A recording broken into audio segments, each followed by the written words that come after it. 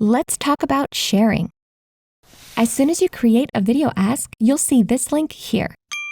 This link is where your video ask lives, so just copy and paste it wherever you want to share it. Autosave means that any change you make to your video ask will automatically be reflected in your video ask's link. If you're not a huge fan of the thumbnail, you can change it in your video ask's settings. For more share settings and options, click the Share button. And as an aside, you can also access this from your video ask inbox here. In the pop-up, you'll find your link here, along with some sharing options.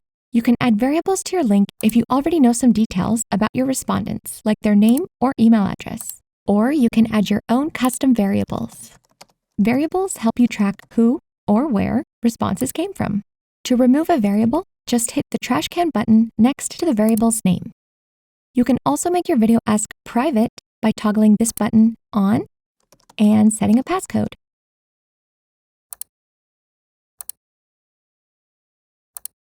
Here, you'll see a few more options to send your video ask in an email, embed it onto your website as an iframe or a widget,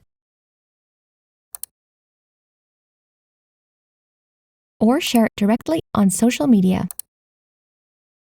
Check out the Video Ask Help Center for specific articles and videos on sending your video ask in an email, creating a widget, and embedding it into your website.